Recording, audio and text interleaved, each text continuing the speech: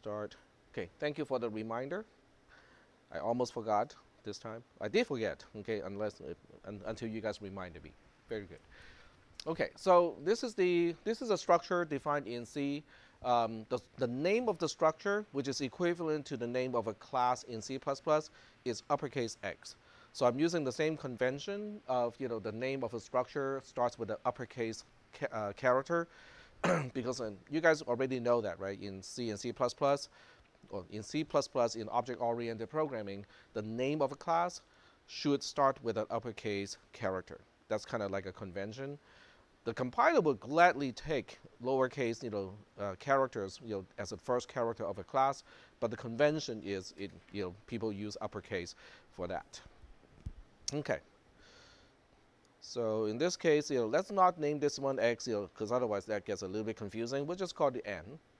So this is basically a template. In other words, I have not yet used a single byte for variables whatsoever.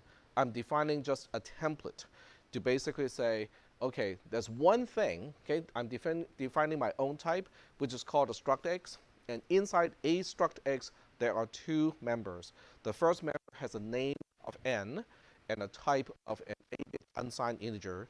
The second member is called next. It is a pointer to a struct X. Now, this is not recursion, okay? Even though it looks like a recursive definition where struct X is used as a type of a pointer, inside the struct X itself, it is not recursion. So how many people have seen something similar to this? If you have taken 430, you definitely should have seen something like this. If you have not taken 430, it depends on your 360 whether they talk about pointers inside a structure or not. Is that okay or not? Okay. All right.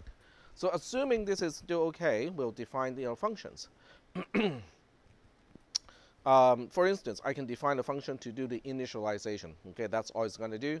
So we'll have returns a void type, and we'll say this is initializing a structure of X type. And the only thing we want to initialize is, okay, we'll just initialize everything to default values. But then you have to say, oh, which structure are we initializing? Now, because this is strict, this is C, not C++, you cannot pass by reference. So the only way a subroutine can change something else, something that it doesn't own, is by passing a pointer of something into the subroutine. So in this case, we have struct X and ptr as a parameter. It is a pointer to a struct X. So inside the subroutine, we can now say ptr points to N, has a default value of 0. Okay, I just chose 0 as a initial value, and then we can do the same thing with next as a pointer. Now most people use null as a pointer, but you can actually use 0 as well. There's no type mismatch when you use 0. 0, as it turns out, can automatically be cast to most scalar, if not all scalar types. So the line 10 is not going to trigger the compiler to complain about type mismatch or anything like that, which is kind of interesting. Do we have any questions about this particular subroutine? What it does, or the syntax of it? Yep.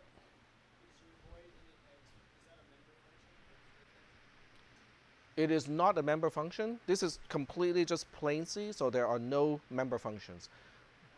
Yep. So this is just a subroutine, completely unrelated to the structure, other than the parameter is a pointer to that structure type. But otherwise, it is not a part of the structure definition. It is just a function that has a parameter of that type. Okay. So let me test your knowledge of C syntax. What is the other way to state this? If I don't want to use the minus and then the greater than symbol, otherwise known as the arrow, if I don't want to use the arrow, what is the other way to specify that member n of whatever structure ptr points to should get a value of 0? You can use a dot, okay? But if you use a dot, you cannot just say ptr dot something.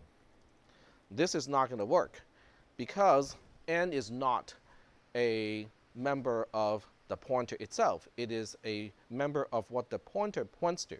So what do you need? You need the dereference. Okay, so you need a dereference first. Now this is where priority of operators comes in, and you have to understand which operator has a higher priority. As it turns out, it will try to do the dot first before the asterisk. So that means this is not going to work. The compiler is going to complain and say PTR is a pointer, it is not a structure, and therefore you cannot access a member. So you have to put parentheses around asterisk PTR, because that makes it turn it into a structure. Then you can access the member called n of that structure. Okay, so this is the correct syntax. And as you can see, these two lines will do exactly the same thing. Line 9 and line 10 are exactly the same when it comes to what it is going to do. Line 9 is kind of the standard way of doing this. Line 10 is, well, I would call it the alternative way of doing the same thing. I have not seen a whole lot of code that uses the style of line 10. But line 9 is basically what most people do is, okay, here's a pointer. We're accessing a member of the structure pointed to by the pointer.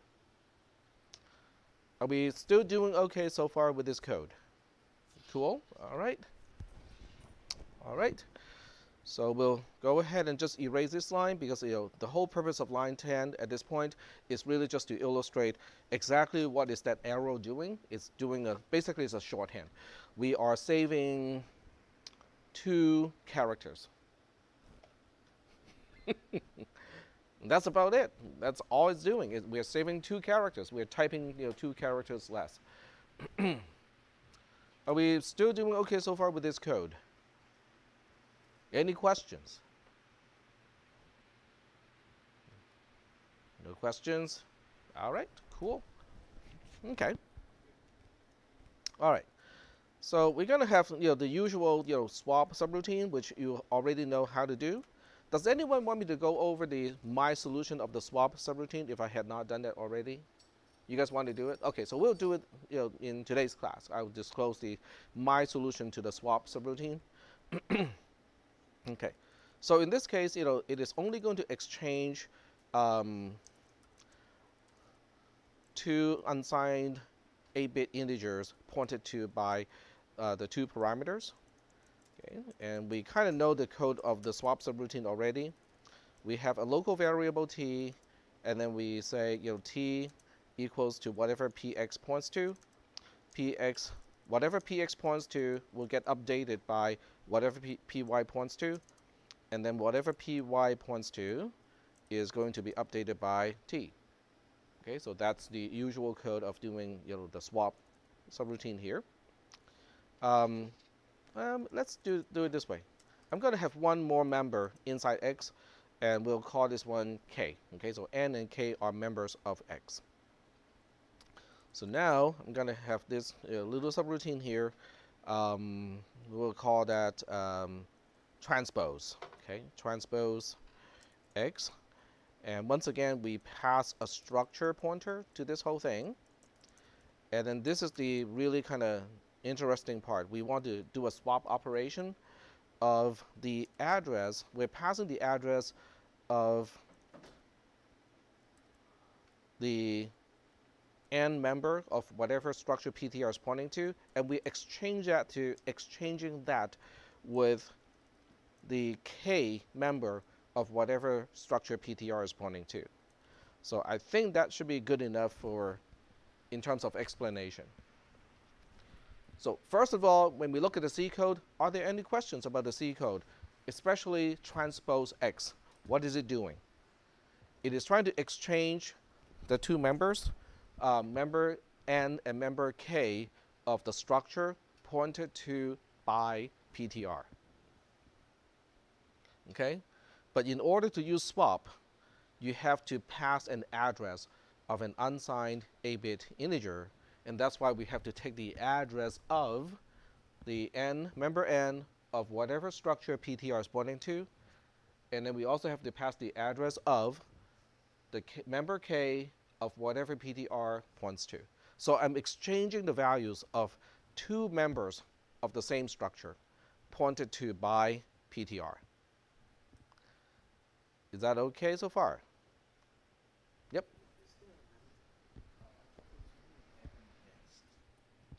There's also a next, but next is not involved in transpose. I added the K, so there's N, there's K, and then there's next. I just added that a little bit earlier. So, yep. So N and K are both of integer type. They're both 8-bit unsigned integers, and I want to like exchange those two. Okay. All right. And then we'll have a main. Just to test everything, we have a main. And in main, I'm going to declare a local variable that is actually a struct x. It's not a pointer of. It is actually a struct x. And we'll call this, let's just call this ABC. Okay, and then we'll do the initializations. So we say init x, the address of ABC. And then we'll give those two members specific values. And we'll make a new function just to do that. Okay, so void set value x, struct x, whatever PTR is pointing to. That's the structure we want to change. And then we have uint underscore t, uint 8 underscore t n, uint 8 underscore tk. And then all this is going to do is to say PTR points to n is n, PTR points to k is k. Okay, so let's pause for a moment, and look at the subroutine called setValueX. Do you think it has a compile time issue? The compiler, do you think the compiler is going to have a hard time figuring out which n are we talking about? Because, the member is called n and the parameter is also called n. Do you think the compiler is going to have a hard time with this? Nope, it's not going to have a hard time, because from the compiler's perspective, by the time you get to the n as a member, it already understands, oh, this has to be the name of a member of a structure the PTR is pointing to. But because PTR has a type of struct x pointer, it already knows which structure we are talking about. So there's no problem resolving what this n is next to PTR and then the arrow. On the other side, we have a single n, which has no references to a structure whatsoever. So it already knows to look into local variables and parameters. If those are not found, then we resort to global variables. But we do have a parameter called n, so the compiler has no problem resolving the n on the right-hand side to be referring to the parameter, and then the n on the left-hand side to be a name of a member of the structure pointed to by PTR. Is that okay? All right. So we'll continue with the main program, and it will say set value x, the address of ABC, which is a structure, and we just randomly give it some value, 3 and 7. Okay. And then we call the transpose function, transpose x, and we pass the address of ABC to it because it is expecting a pointer to a struct x. And this is my entire program. I'm not even writing it in assembly right now. I'm just writing it in C, just to see what it is going to do to the structure. So do we have any questions? Do you guys have any questions? Okay, because it seemed like you had a question. No? Okay. The rest of the class, any questions? We all good? Okay. All right. So instead of just talking about what the program is supposed to do, we're actually going to run it. But to run this program, we need to pound include one last thing, which is standard integer.h, because that's how we define uint 8 underscore t. All those definitions come from this header file. So I think we're good to go. We go to File, and then we save this as a C file. And we'll just call this struct.c for the lack of a creative name. And then we switch to a command line. Oops. And then we try to compile. So gcc-g to include debug information. Struct.c is the name of the program. Press the enter key. No problem. But I forgot to do a dash wall to enable all the warnings. And no problem with that either. So the program does compile. When we run it, we'll try to figure out what it's going to do. Okay. Question? The pound include? No, just a random question. C++. Uh-huh. How do we start? Was it hashtag include? What was it? Right? Yeah, std.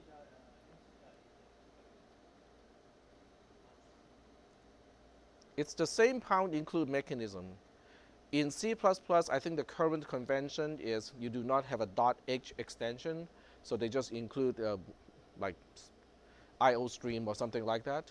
But in regular C, the .h is part of the convention. So there's a little bit of argument which way is better, but it's really just a convention. Okay, so we'll put a breakpoint in main. We'll start with line 38. So in other words, we're single stepping through this entire program just to figure out what it's going to do.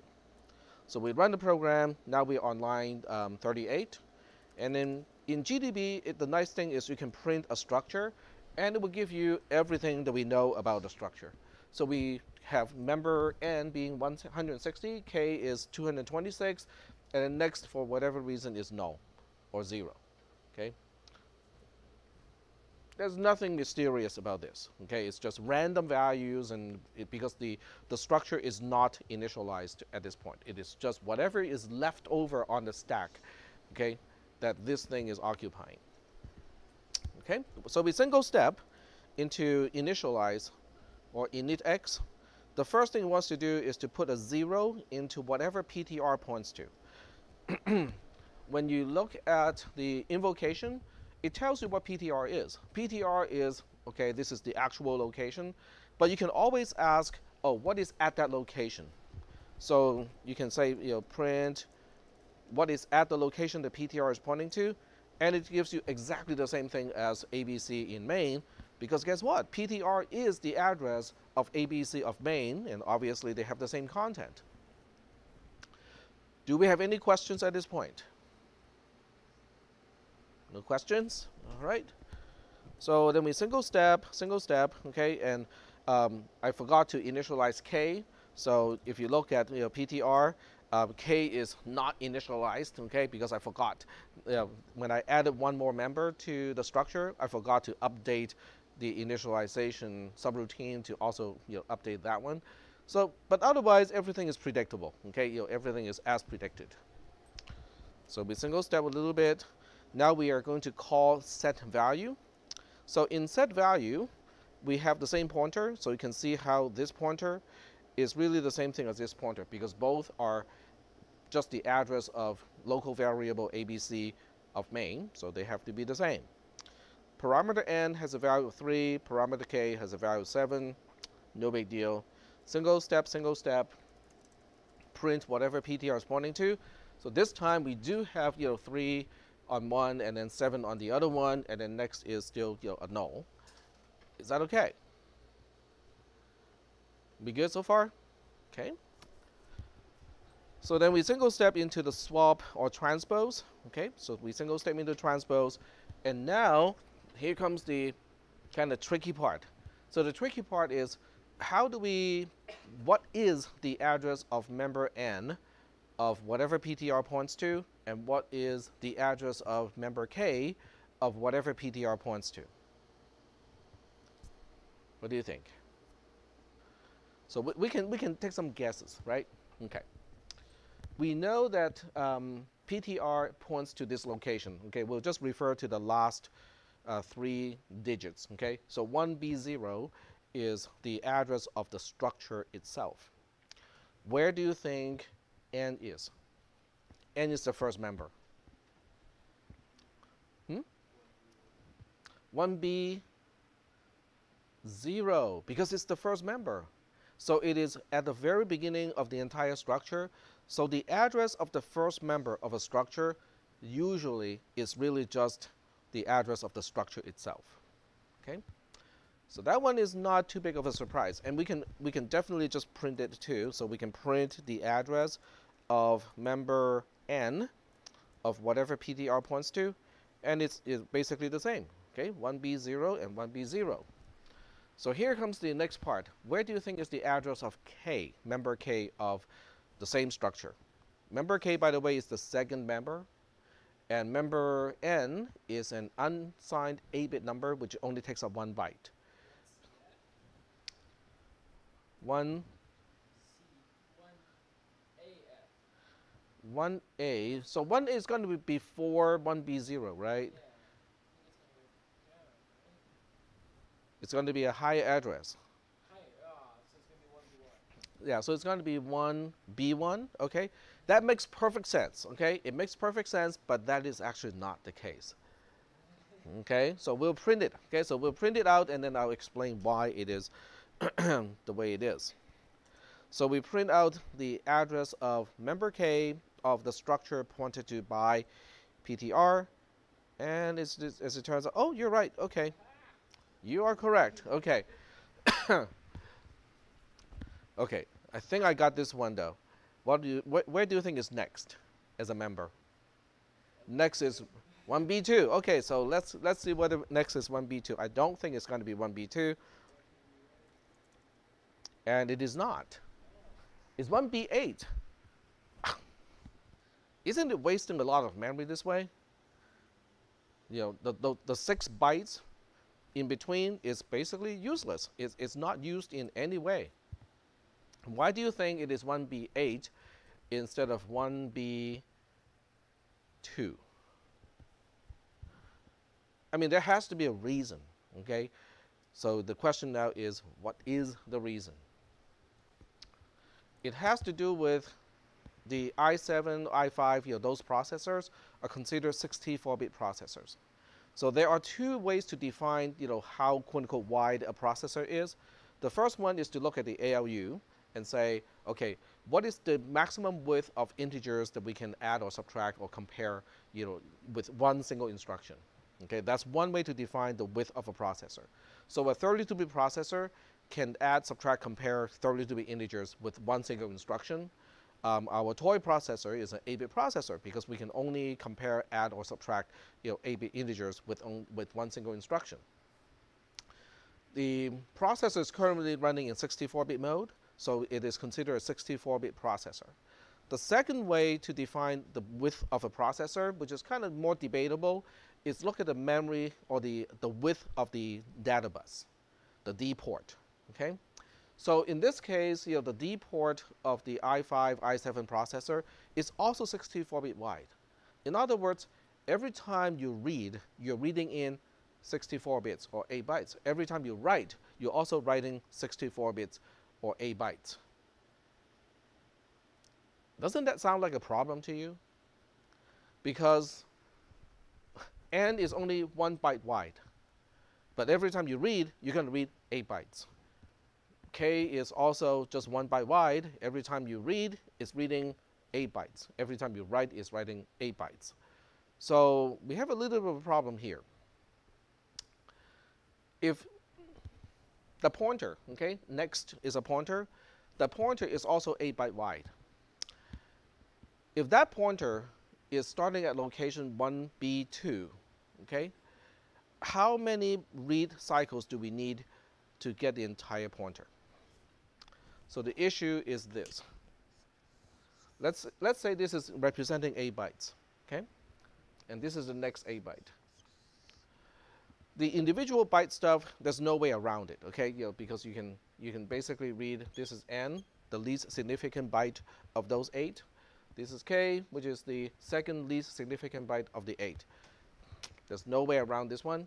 And I'm going to draw the picture the same way, using the same convention, which means lower means lower memory address, and higher means higher memory address. Okay, there we go.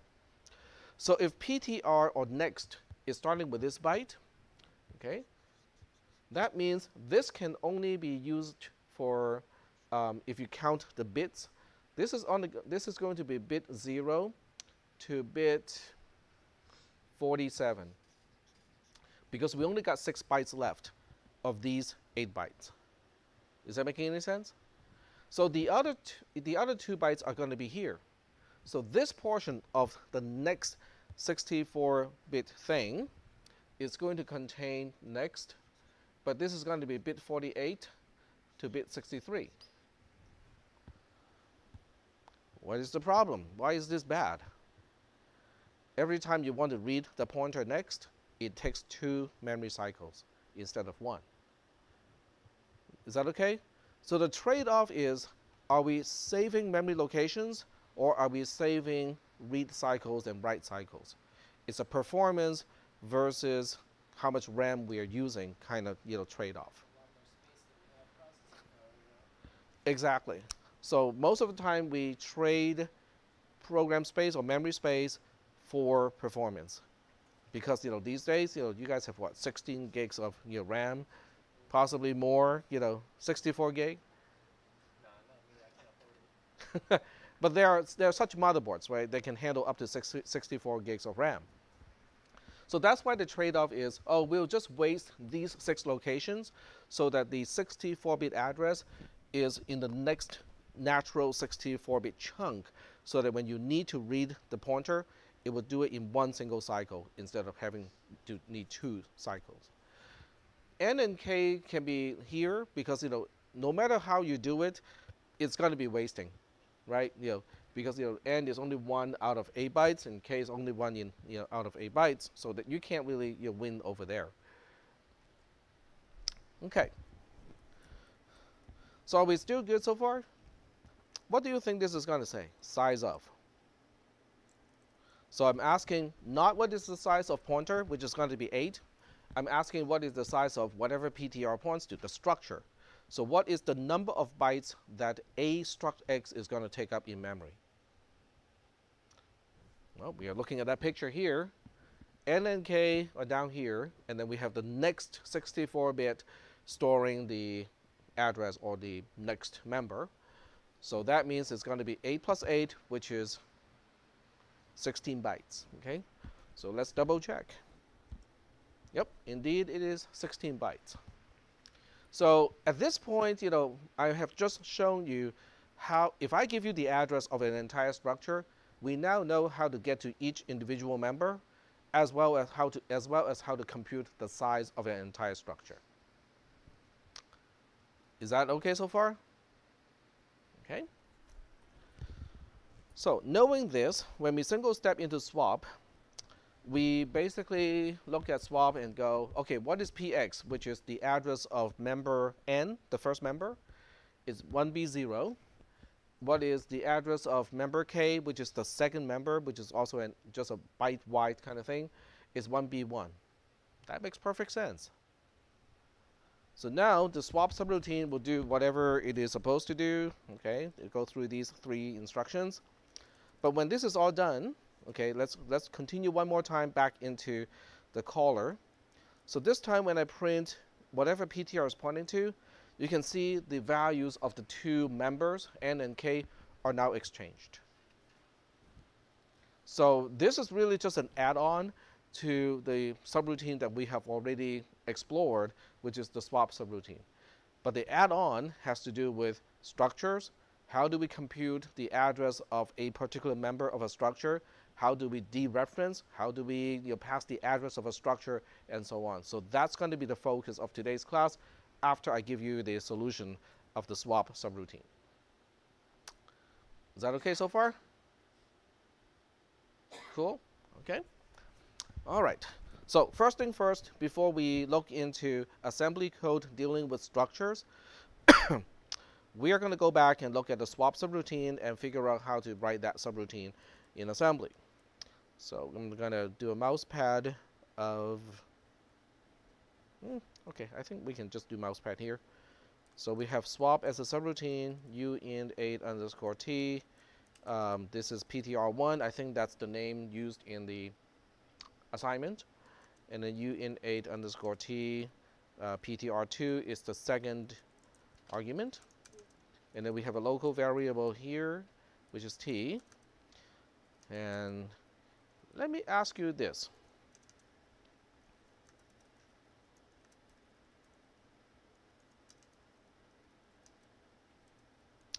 What do you think is going to happen when I try to compile this code? So try to look at things from the perspective of the compiler and say, well, what do you think the compiler is going to say? Yep. Well, I'm not sure what it's going to say, but it's not okay. It is not okay, right? The compiler is going to say it's not okay, but why is it not okay? Because you're putting in star pointer 1, star pointer 2, Mm-hmm. versus you're using it as a variable itself. So the types are not matching, okay? In other words, there's an implicit rule basically saying when you use an assignment operator, the type of the left-hand side and the type of the, they have to be the same or compatible. So occasionally one can be 8-bit wide, the other one is 16-bit or 64-bit wide. It can do the casting automatically in that case. Okay, it can shrink or lengthen the width of an integer. That can be done automatically. That's called coercing, okay? Because the compiler is doing it for you so that you don't have to do the typecast operator. But certain things cannot be coerced. So in this case, PTR1 has a type of a pointer to an unsigned 8-bit integer, but T is really just an unsigned 8-bit integer. And that's why they're not compatible. There's no way the compiler can actually coerce these two types so that they are compatible. So your compiler is going to complain. What are you going to do? If this is the code that I wrote and go like, the compiler is now complaining, what are you going to do? Drop out of school? Too late for that.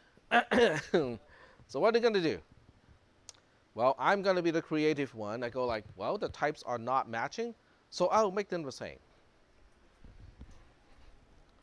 So I'm going to go here and go like, yeah, well, it's okay. I know what I'm doing. Cast it.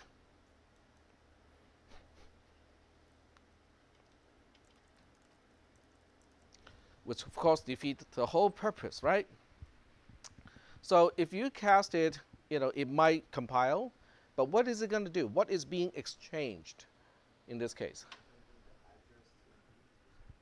It's going to exchange the parameters, not what the parameters are pointing to. Is that making any sense? So it will exchange PTR and PTR2. PTR1, PTR2 will be exchanged. Now, in the case of 64-bit addresses, this won't even work because the width is not matching. Because you cannot cast a 64-bit address into an 8-bit integer. That just won't work. Okay, so this cast operator is going to fail. But even if it does work, because it will work in the toy processor address is only 1 byte wide, and 1 byte wide means it will compile. But what the code will end up doing is exchanging the parameters, not what the parameters are pointing to. So if you observe it on the stack, it will exchange not the local variables of main, it will instead exchange the parameters that are on the stack, which is not the intent of this particular subroutine. Now, how do I know that's not the intent of this subroutine? What good does it do when I'm just exchanging the parameters? Who would know about it? Would the caller know that something has changed if you're just exchanging the parameters?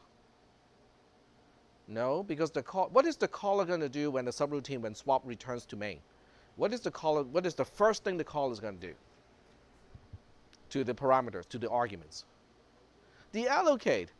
So do you think main is going to notice that, oh, I gave you these pointers in this order, but when I get it back, it is reversed? Do you think main knows about it? Nope.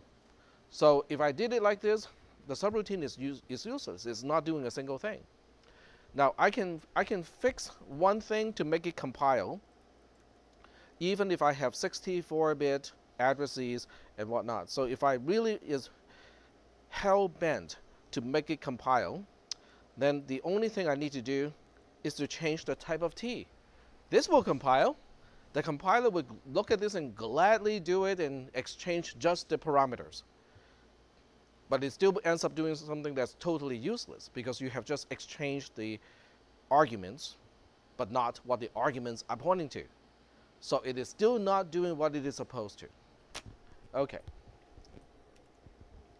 So we got to do it as specified using all of these dereferencing operators. Are we doing okay so far? Because I just want to explain, a very common mistake with that particular homework assignment is exchanging the arguments instead of what the arguments are pointing to. Is that okay? All right. So let's look into how this is going to be coded in assembly. So I'm going to use another window for that. Okay, this one, no, I cannot reuse that one because that one is actually useful. So we'll start a new one and use this one instead.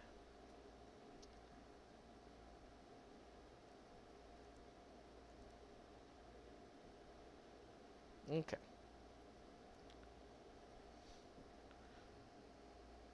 I can actually feel that here. When we move into the new building, it's probably okay. Yep. All right, so swap is a subroutine, and as usual, I want to draw a map of what is on the stack. So we got PTR2, we got PTR1, we got the return address, which is pointed to by the stack pointer, which is our register D. Okay. And then the first thing we need to do is to do now you can do a CPR before or after. I would do it before. So I'm going to do a CPR CD. So the C is now the address of the return address. And then the next thing I'll do is to decrement D to allocate the space for local variable T. Are we doing okay so far? I don't need to put anything there. So I'm not going to follow this with a ST instruction because it can leave uninitialized. Okay, it is uninitialized as a local variable. So the next thing we need to do is to try to implement line 4 of the C code. And the first thing we need to do with any assignment operation is to evaluate the right-hand side. I know we read from left to right, but the actual order of operation is to evaluate the right-hand side first. So the right-hand side is, okay, I need to first get to PTR1. All right, so let's get to PTR1 first. Oops, wrong window. So the first thing we do, or I do, is to increment C. Oops. So that now C is the address of PTR1. Okay, that's a good start. But then we need to dereference it. Because C at this point is the address of PTR1. I don't need the address of PTR1. I need what PTR1 points to. So I need to at least first get to PTR1 first. So I need an LD instruction. I'm going to keep C the way it is because it's just handy like that. So I will load it into B. So the B is now PTR1 because C is the address of PTR1. By dereferencing C, because it appears in parentheses in the load instruction, we now get to the actual PTR1. But even PTR1 is not what I want. I want what it points to. So I need to dereference one more time. Now you can use B again, in both locations with the LD instruction. So B is now whatever PTR1 points to. So now we have the right-hand side.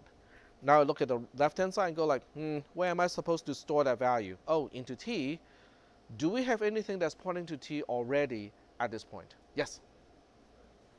Huh? C would be PTR1 because I make a copy here. So C was the address of the return address. By bumping up by 1, it is now the address of PTR1. Sure. Okay, so now we want to store. Do we have anything that's actually pointing to the address of T? Because to store to local variable T, I need the address of variable T. Who's pointing to local variable T right now? Register D, because I just allocated, right? So the stack pointer always points to the last thing, the very last thing that I just allocated or initialized or pushed. So we can just do a store instruction into D, whatever B has. So this is going to accomplish the T equals to whatever PTR1 points to. All right, so that's done. I'm going to leave an empty line here just so that we have a clean separation from the next line. So with the next line or line 5 of the C code, the first thing on the right-hand side is whatever PTR2 points to. So we're going to go through almost the same thing. Okay, first of all, we have to get to the address of PTR2. I can do that by incrementing C just once. So the C is now the address of PTR2. And then I do the same trick. Okay, LD, I can use register A in this case, so that A is actually PTR2 as a parameter. And then we can dereference it one more time, so that A, okay, stop, back up, okay. Once I get to PTR2, I don't want to load anymore, because the intention is I need to store to, oh, this is only the first part, never mind. Okay, I was mistaken, I was a little bit ahead of myself. Okay, so we do need this, because we need A to be whatever PTR2 is pointing to. That's the right-hand side. Now we need to deal with the left-hand side. The left-hand side of line 5 of the C code is a little bit more complex, because we don't really have anything that's actually pointing to where we need to store the value. So we need to go through some computation here. So we have to go through some computation, starting with decrementing C. By decrementing C, C is once again the address of PTR1, okay, which is a good start. And then we do LD. I cannot destroy A because A is representing the right-hand side already, which is really useful. But I can destroy B. B is not useful at this point. So now B is PTR1. And I don't need another LD now, because I'm not intending to read whatever PTR1 has. That was done earlier.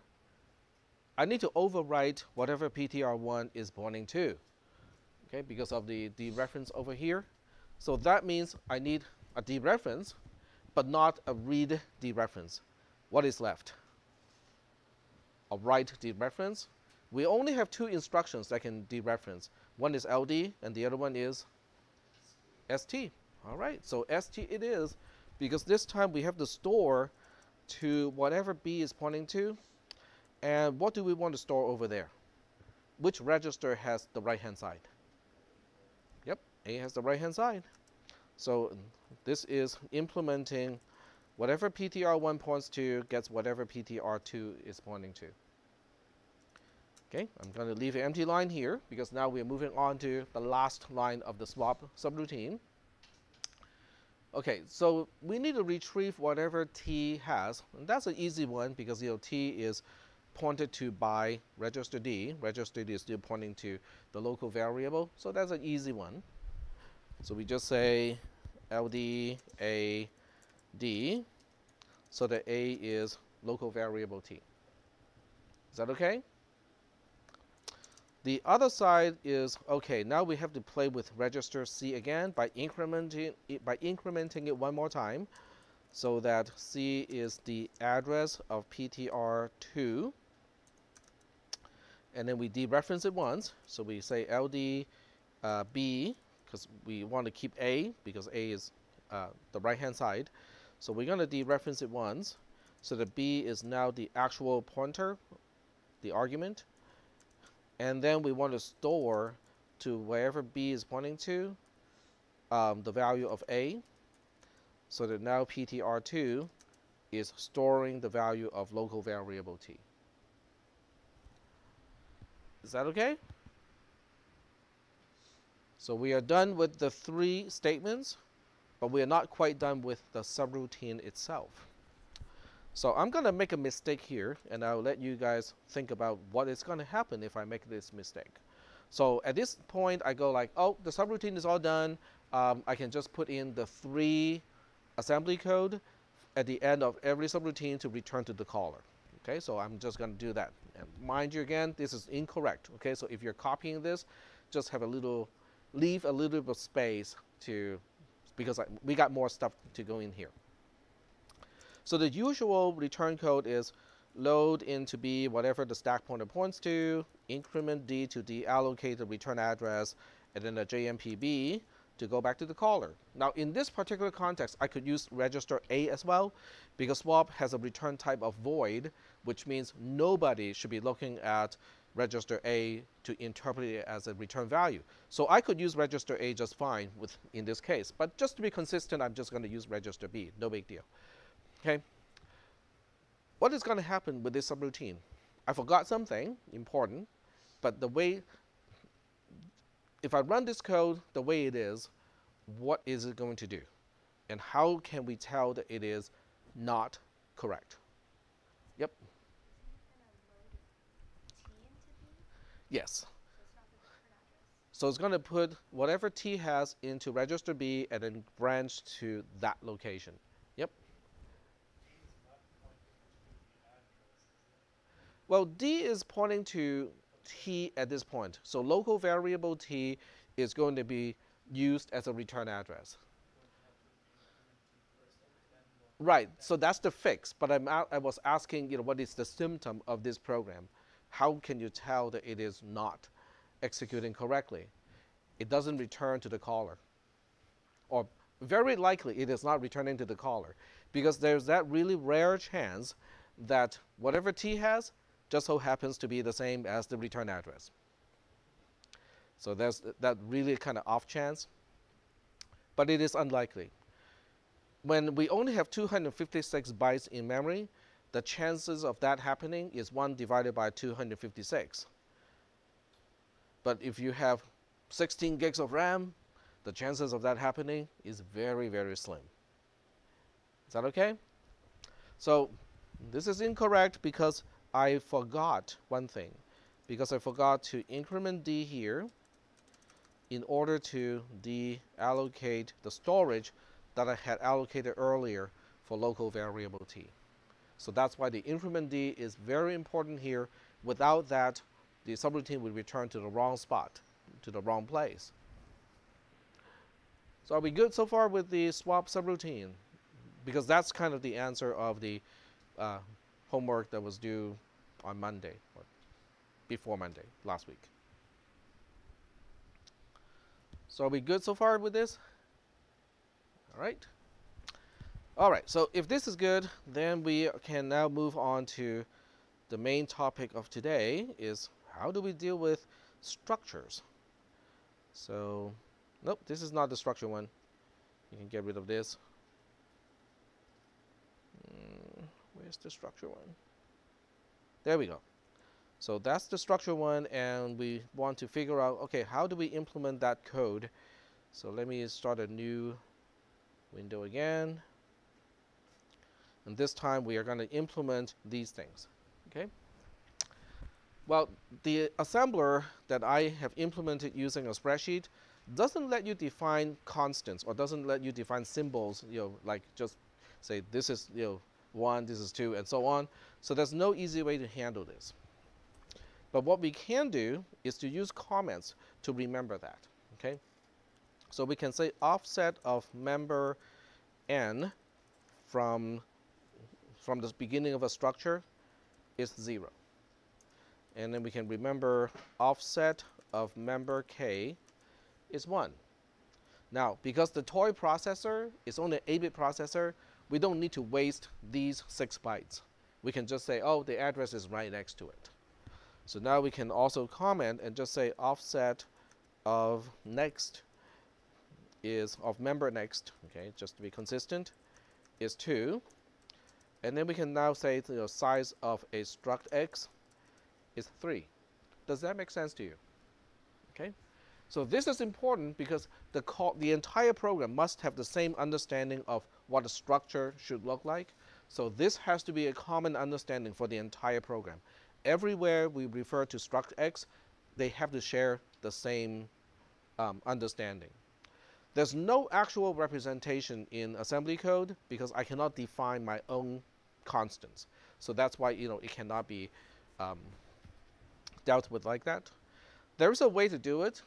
Do you guys want to see how one way to deal with this? Okay, what is CPP?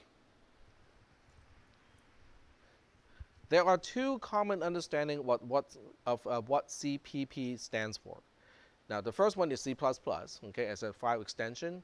What do you think is the second one? Let me see whether this was introduced in your CISP360 class? Chances are they did not, but I want to find out. What is CPP? What does CPP stand for in just regular C programming? Has no object-oriented programming in it, just regular C. C is still just C. The first P is pre. The second P is processor. C preprocessor.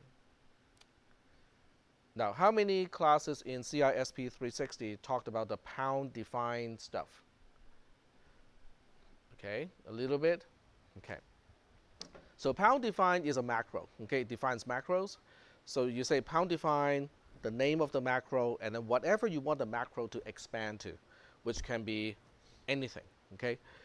So using that, I can actually pass my assembly code through the preprocessor so that I can actually make use of pound define to define these offsets. Okay, but I'm not going to do that because it will just add one extra level of confusion to this whole discussion. So I'm just going to say, that's an understanding of where things are, and we'll just write the code accordingly. All right, so the first subroutine is initx. Okay, so let's see how initx is going to look like. The entry point label. The stack is going to look like this. We have a single parameter, which is PTR, on the stack, which is a address of a structure. And then we have the return address on the stack. The stack pointer points here. Is that okay? Okay, no big deal. So the first instruction is I want to put a 0 to whatever, to the end, member end of whatever PTR points to. How do we do that? The 0 is easy, right? On the right hand side, LDI A0 would do it. Okay, so we'll just handle that one first. LDI A0. This is the right hand side of PTR points to n equals to 0. Pretty easy to deal with. The difficult part is the left hand side. How do we get to the address of member n of the structure the PTR points to so that we can do a store to change that to 0? That is the difficult part. Where should I start? Well, you look at the code, the C code, it starts with PTR. So maybe we should start with that. Because all we know at this point is D. Register D is the only starting point that we have. So we do the usual thing. We don't want to change D, so now we copy D to register C. So the C is now the address of the return address. We increment C, so the C is now the address of PTR. Okay, finally we get to see PTR itself in, at least in some way related to a register. Okay. I don't really need the pointer of PTR itself. I need PTR. So I need to dereference it once. So let's go ahead and do a LDCC. So this time I am destroying C because that's the only argument. I don't need to increment and decrement all day long to figure out which argument or which parameter I want to access. So C is really now just PTR itself, and I'll let it remain as PTR. So now the next question is, now I know where the starting point of the entire structure is. Where is member n? Exactly there. Because member n being the first member has the same address as the structure itself. And because PTR is the address of the structure, it is also the address of the first member of the entire structure. So we got the address already. So what is left is the st instruction to store to whatever C points to, the 0, which is in A. So that completes the first line of code. PTR points to n equals to 0 is done. Let's move on to the next one. So this time we're trying to access member next. Okay. Register C is still the pointer pointing to the beginning of the structure. Okay. I don't need the pointer, the beginning of the entire structure this time. I need next. So I'm reading off this here and say, oh, where is next? next is 2 bytes from the beginning of the entire structure. Is that okay? So if I know the beginning of the entire structure to be in C, how do I find the address of member next of that structure? We can add 2, or we can just increment 2 twice. So increment C, so that now C is the address of PTR points to next. I believe in this case, the parentheses are not needed. The address of operator has a lower priority compared to the pointer operator. So the parentheses are actually not needed in this case, but having those parentheses here emphasize that we are getting the address of the member called next of the structure pointed to by PTR. That was a long sentence.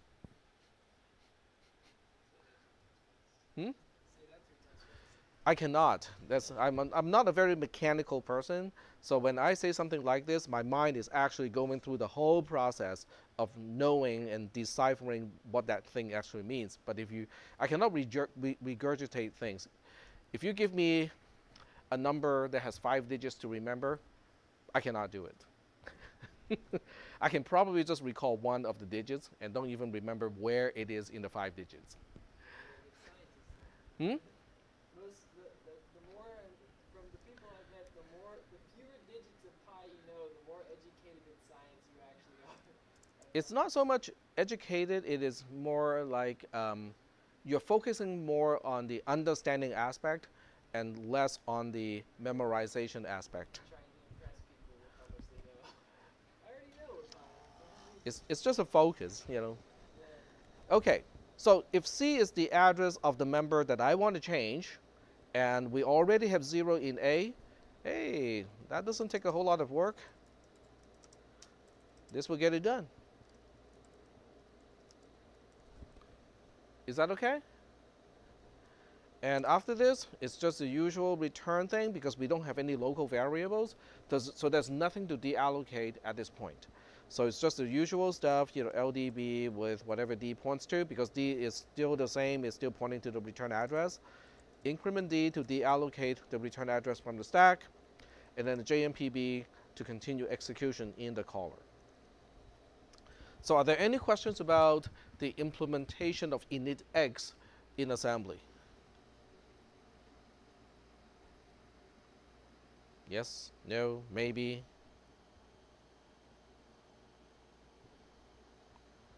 Yep. So if you do a STC, comma A in between the two increment C's, is that just setting K equal to 0 too? Are you talking about line 17 or Like line 13? 16. If you do STC, comma A, is that just setting K equal to 0? That is correct. Yep. So between line 15 and line 16, if I have another STCA, that will initialize member K to a 0 as well. That is correct. Yep. Which is the one thing that I missed, but since I was going strictly from the C code into assembly code, that's why it wasn't there. But good point. That was exactly it. All right. Shall we move on to another subroutine? So once we have init x, I think transpose x is going to be the fun one, because we have to pass the address of a member of a structure pointed to by a parameter. Sounds pretty convoluted, right? Let's do that. The idea of doing this type of translation is not to get overwhelmed by what it looks like, but to think about it step by step. What do I need first? What do I need to get first, second, and so on? In other words, if you were to do this by hand, regardless of the assembly instruction, how are you going to do it? Well, we have to first figure out what is PTR. Then we have to figure out, okay, I know where the structure is. Where is member n of that structure? And then just pass it as this, the first argument. And of course, that would be the second thing to do, but K is the same thing. So you kind of have to think about it in that particular way, is to say, if I were to do this by hand, what do I need first? And then from there, where can I go? And so on and so forth. You have to kind of lay out the sequence of doing this whole thing manually. The assembly code will follow. Okay, if once you know how to do it by hand, the assembly code is really just saying, oh, okay, we have this small selection of actual things that we can do, so you're just picking the right assembly code to do what you need to do. Okay, so we're going to implement transpose next. So transpose X has one single argument or parameter on the stack, which is our PTR, the pointer. It has the return address on the stack as well, and register D is pointing to the return address. So when you look at the stack at the entry point of the subroutine, it's not too complex. Okay, it's pretty easy. So now we go onto line 26 of the C code and go like, oh, okay, look at this mess here. You know, what are we gonna do with this? The first thing is we need to get to PTR. So to get to PTR, we need to get to the address of PTR and then dereference to get to PTR. So it's the kind of stuff that we have done already. First thing is CPR, because I don't want to change register D. It's not a good idea to increment register D until whatever it points to is no longer of any value to you. So CPR C is probably a good idea. So then now C is the address of the return address. Increment C one time, C becomes the address of the parameter. Dereference it, it becomes the actual parameter. So load C, indirect C, C is now the actual pointer. Okay, that's handy. The first argument, or the first thing we need to push on the stack is the second argument. The second argument is asking for the address of member K of the structure pointed to by PTR. C is PTR already. C is now pointing to the first byte of the structure. So now you just need to say, okay, I know where the structure is. I also know the offset of member K from the beginning of the structure, which was 1, okay, because it's the second member. So we just have to add 1 to it. So there are several ways to do it. You can just do an increment C, okay, that works. So the C is now the address of PTR or member K of the structure pointed to by PTR.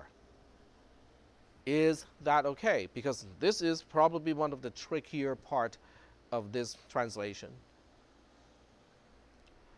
So let me just kind of reiterate, what we have gone through, or what is computed at this point.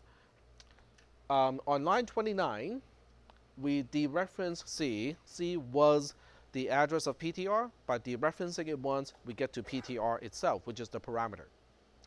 PTR is a pointer to a structure, which means it is the address of the beginning of an entire structure.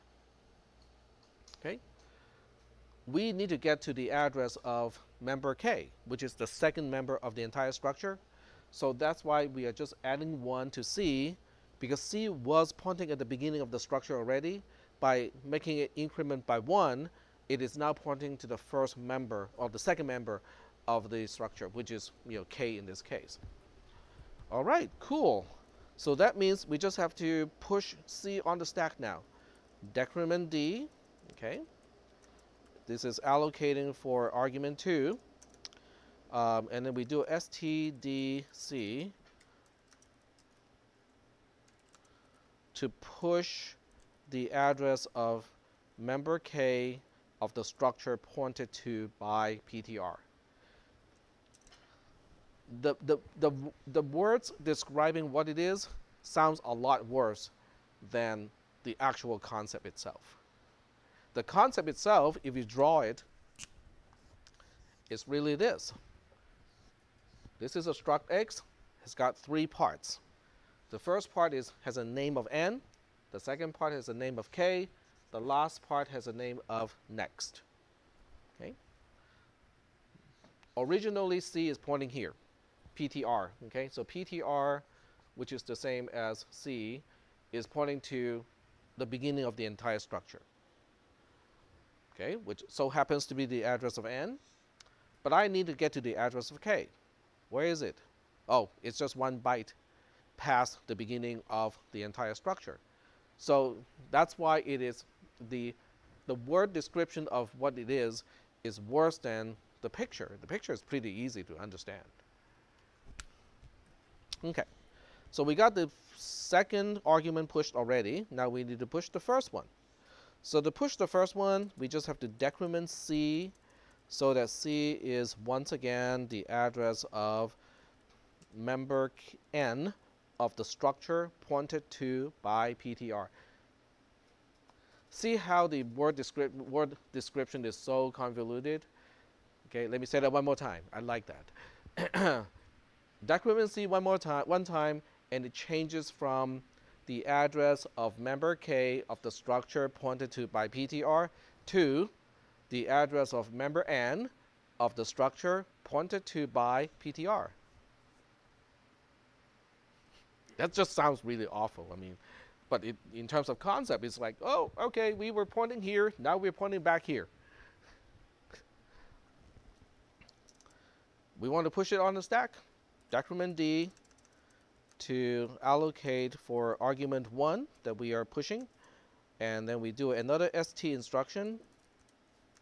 So this time we are pushing the address of member N of the structure pointed to by PTR. So at this time we have pushed both arguments on the stack, and we just have to push the return address. So LDIA, okay, transpose of X, return from swap. Decrement D, store the return address on the stack, and do a JMPI to swap, and then define TX return from swap as a label here. And don't forget to increment twice to deallocate the arguments. And then at this point, we're done with the actual statement inside the subroutine. And since we do not have any local variables, we didn't use the stack for anything else. We just have to do the usual 3 opcode exit code of a subroutine.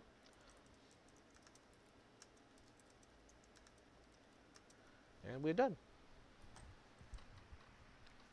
So are there any questions about this particular subroutine? Because conceptually it seems really hard because we're dealing with the address of structures, pointers, and stuff like that. But when you break it down into small chunks and go like, okay, what exactly is PTR? Oh, it's just the address of the beginning of a structure somewhere, okay? But how do we get to the address of its members? You're just adding the offset. And once you know what it looks like, the offset to each member, it's pretty easy. It just looks a lot worse when you look at the C code. So are we okay so far?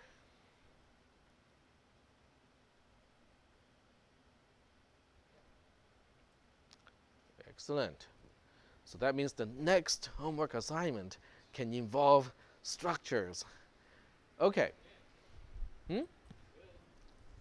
So we can implement, all that stuff in cisp310 using the toy processor now. We can do trees. We can do linked lists.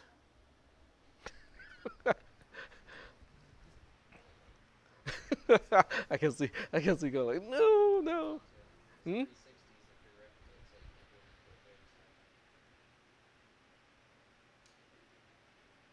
No, you can. Yes.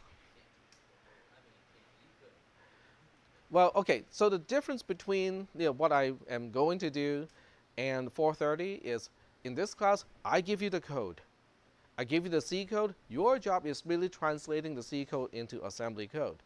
In 430, you are supposed to come up with the actual code for like binary search tree construction, traversal, and stuff like that.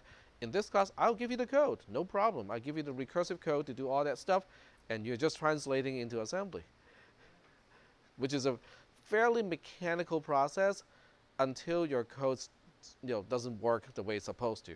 Then it becomes a problem if you don't understand what a binary search tree is, because you don't know how to look at the result and how to look at the trace of an execution to figure out, oh, okay, instead of an in order, I'm doing a pre-order because blah, blah, blah, blah.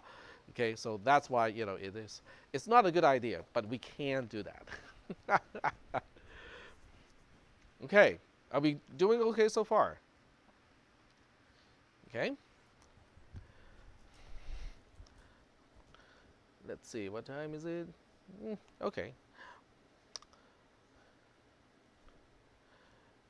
Let me just add one more thing here. But this is strictly in C, it's not in C++. So I'll just do this part.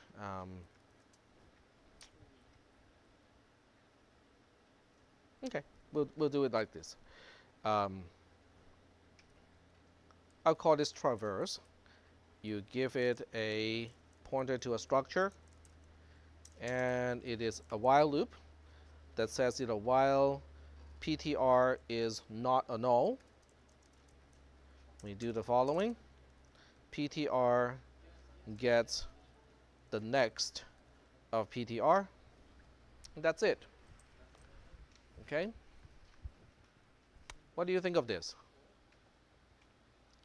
Well, it's really good for traversing a linked list. Okay, so once we have everything set up, it's actually pretty cool. How do you implement this in assembly? Well, first thing first, line 37. How do we implement line 37? You are checking whether PTR is 0 or not. Is it any different from checking whether an integer is 0 or not? It's no different, because I'm not checking whether PTR is pointing to a 0. I'm checking whether PTR itself is a null pointer. So it is no different from just checking whether n or I, any integer, is a 0 or not. Okay, so that's the easy part. Line 39 is kind of the funky part. Okay, we can see PTR on the left-hand side, but we're also using PTR on the right-hand side. What is going on here? Well, PTR is a pointer to a structure. Okay, of that structure, a member is called next. So the right-hand side is really just saying, okay, follow PTR, go to the structure pointed to by PTR, but retrieve only the next member of that structure, which is the third item of that structure. Okay, that's the right-hand side. What am I going to do with that pointer? Store it back into the parameter PTR. Do we know where to find PTR? Yeah, it's that 1 byte on top of the return address on the stack. Yes, we are overwriting the pointer. We are overwriting the parameter, in this case, intentionally. That's it. So even adding structures and pointers and stuff like that into the mix of the topics that we have talked about doesn't really increase the complexity all that much. It's really just a matter of knowing what a structure looks like and how to access the individual members, and that's it. What if you have a structure where a member of that structure is another structure?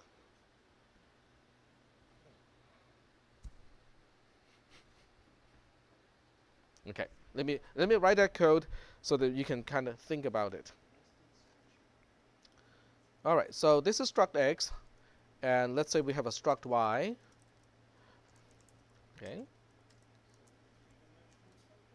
No, structures cannot be multidimensional. Structures are more like folders in a file system. So a particular structure can contain other folders.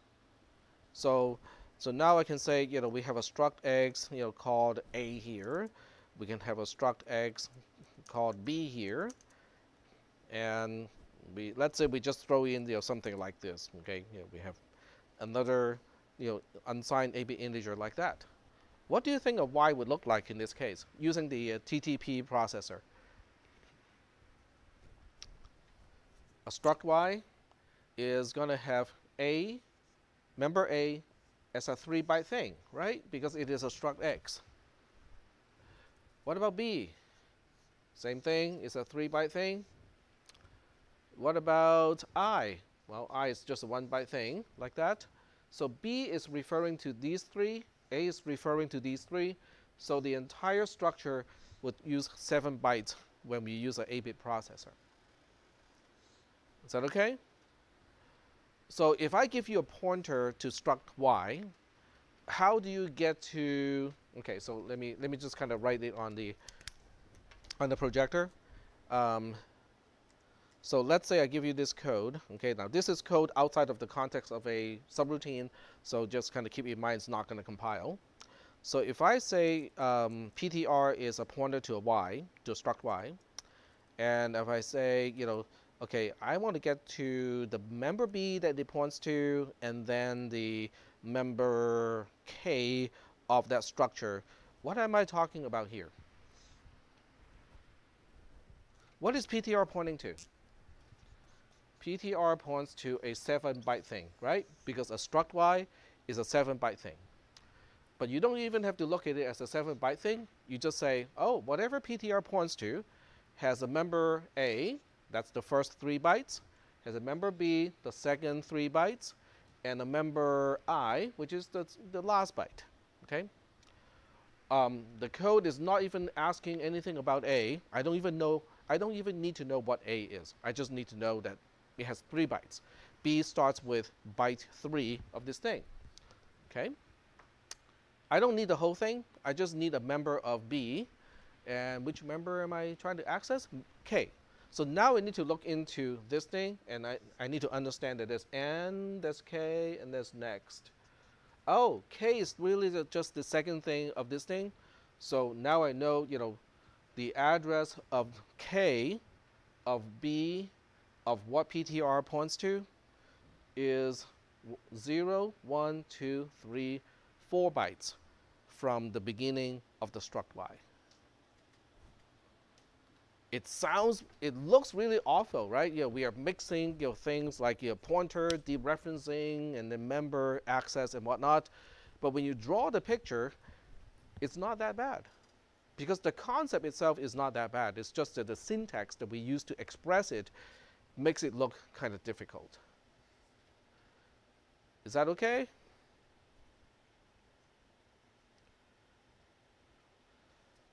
If you guys really want to talk about something difficult, we can do that. It's called returning a structure. Not returning a pointer to a structure, but returning an actual structure. Now that is convoluted. I used to do that when I talk about the I386 instruction set, but I can't really effectively do it here because it requires mem copy. Because you have to copy a bunch of stuff, and it's not easy to do it using the assembly language that we have here. So we'll just avoid that topic, you know, unless someone really wants to know and go like, but I really want to know, then we'll talk about it. Otherwise, you know, we'll just kind of not mention returning a structure. But is everything that we talked about okay today? Okay, just remember, drawing a picture really helps. Okay, you know, because you know the code, you know, is the notation of the code can be a lot more cryptic than it really is. All right, so we are done with this. We are moving on to the lab to continue with the Fibonacci program. This is the last lab for that assignment. It is not due until Monday, but it is due before the lecture. So the Monday lab is not going to be used to implement the Fibonacci program. So if you guys have any questions, or if you want me to kind of help you diagnose a program, tonight or this lab is going to be the last chance, save for your office hours and stuff like that. All right, so I'm going to stop the recorder, and then we'll move on to the lab.